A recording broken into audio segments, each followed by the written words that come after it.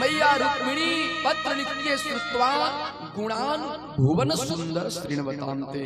ध्यान दीजिए, रुक्मिणी ने ही शब्द को नहीं लिखा, पूरे संसार की स्त्रियों को एक शिक्षा देती है रुक्मिणी कि स्त्रियों के लिए उसके पति से बढ़कर संसार में कोई सुंदर नहीं है।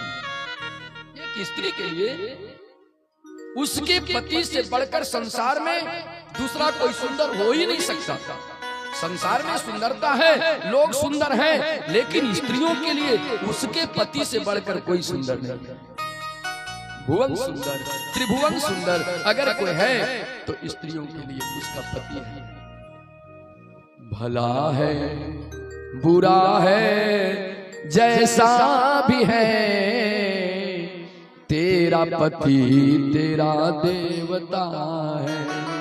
भला है बुरा है जैसा भी है, तेरा पति तेरा देवता है। भला है बुरा है जैसा भी है, तेरा पति तेरा देवता है। भला है बुरा है जैसा भी है, तेरा पति तेरा देवता है। स्त्रियों के लिए शास्त्र कहता है अगर आपके पति जिस भी तरह से है, सुंदर हैं, कुरूप हैं, जो भी हैं, आपके भाग्य में जो मिल गए वो पति आपके परमात्मा है, ईश्वर है।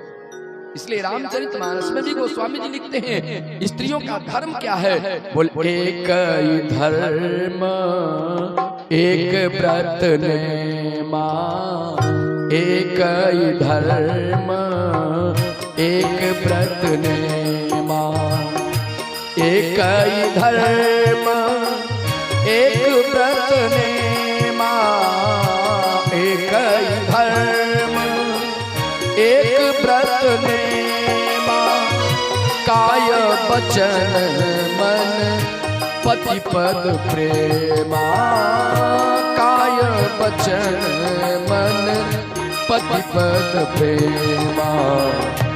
एक धर्म एक व्रत ने मां, काय वचन मन पति पद प्रेमा।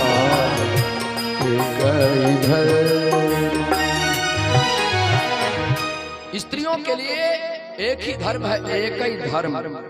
व्रत बोले एक ही व्रत, नियम एक ही नियम, एक ही धर्म एक व्रत नेमा। क्या करना है?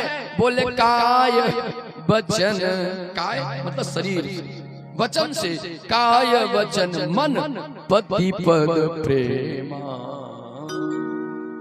जब तक आपके स्वामी आपके पति हैं, उन्हीं को परमात्मा मानो, उन्हीं को ईश्वर मानो और उनको ईश्वर मानकर उनकी सेवा करो। बस संसार में सभी देवता अपने आप प्रसन्न हो जाएंगे।